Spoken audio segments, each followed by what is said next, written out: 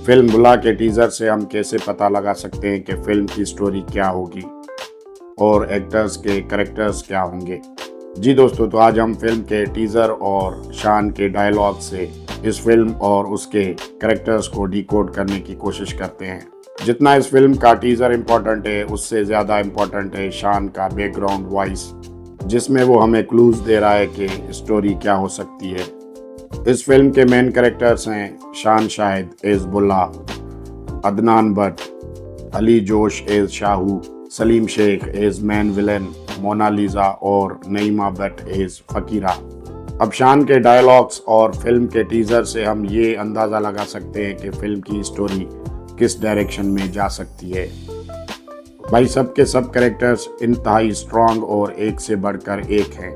अब शान के लिए कहा जा सकता है कि वो एक अंडरकवर एजेंट या फोर्स का बंदा है, लेकिन जिस तरह से वो किलिंग करता है और आकर तख्त पे बैठ जाता है, उससे ये हरगिज़ नहीं लगता कि वो किसी फोर्स का बंदा है या गवर्नमेंट ऑफिशियल है, या शायद वो भी एक गैंगस्टर है, लेकिन वो किसी के साथ जुल्म नहीं करता, ना ही ऐसा काम जो मुल्क और कौम के खिलाफ हो, लेकिन आम जिंदगी की चीज़ों की स्मगलिंग का हिस्सा ज़रूर था और अब इनके जुल्म के खिलाफ उठ खड़ा हुआ है और इनको डिस्ट्रॉय कर देगा।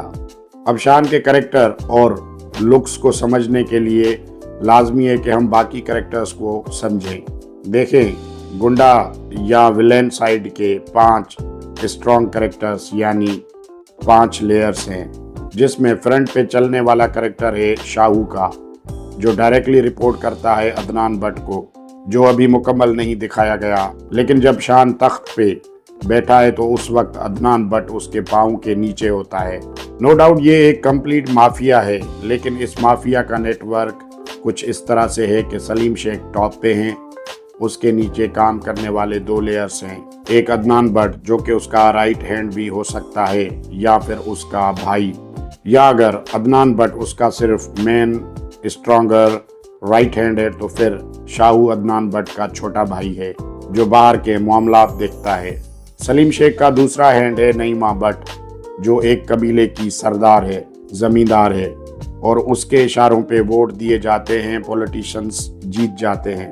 नईमा भट्ट एक ढोंगी रूहानी मुर्शिद भी हो सकती है, जिसके एक इशारे पे लोग कुछ भी करने को तैयार हो जाते हैं, और उसकी आड़ में नईमा भट्ट एज फकीरा एक ड्रग स्मगलिंग, वुमन ट्रैफिकिंग और आर्म्स डीलिंग का धंधा करती है और चोलिस्तान डेजर्ट से बिलोंग करती हों और उसके इंडियन एजेंसीज से ताल्लुकात हों और cross border drugs, human trafficking and arms की स्मगलिंग में इन्वॉल्व हो। सेम इसी तरह से अदनान भट्ट नईमा से थोड़ा ऊपर के लेयर पे सेम काम करता है। मोनालिसा के 2 चांसेस हो सकते हैं, एक तो वुमन ट्रैफिकिंग में उसकी छोटी बहन अगवा हुई हो और उसको पता चला कि इसी ग्रुप ने मेरी बहन को उठाया है और वो अपना गेटअप चेंज करके बार डांसर बनकर इस ग्रुप में आती है और अपनी बहन तक पहुंचना चाहती है। शान शाहिद अंडरकवर एजेंट लगता है, जो स्टार्ट में मुमकिन है कि अदनान भट्ट के साथ हो और बाद में वो अटैक करता है। इस दौरान शान और मोनालिसा की मुलाकात होती है। जब अदनान भट्ट मरता है तो सलीम शेख पाकिस्तान आता है, जो कि मुल्क से बाहर बैठा था। शान के कैरेक्टर को डिकोड करना थोड़ा मुश्किल लगता है, क्योंकि उसके एटीट्यूड, ड्रेसिंग और फाइटिंग स्टाइल कंफ्यूज्ड करता है कि वो गुंडा था खुद भी पहले या आम आदमी था और बदला लेने के लिए आया है। इतना संजीदा, वेल ड्रेस्ड और ट्रेंड बंदा आम इंसान नहीं हो सकता, कोई अंडरकवर फोर्स का बंदा ही हो सकता है।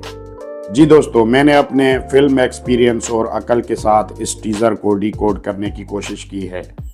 आप बताएं कि आपके माइंड में क्या सीन बनता है इस टीज़र को लेकर। उम्मीद करते हैं कि वीडियो आपको पसंद आई होगी। दोस्तों से गुजारिश है कि अपने चैनल शो ऑफ पाकिस्तान को लाइक करें, सब्सक्राइब करें, कमेंट करें और मज़ीद दोस्तों तक शेयर करें। पाकिस्तान जिंदाबाद।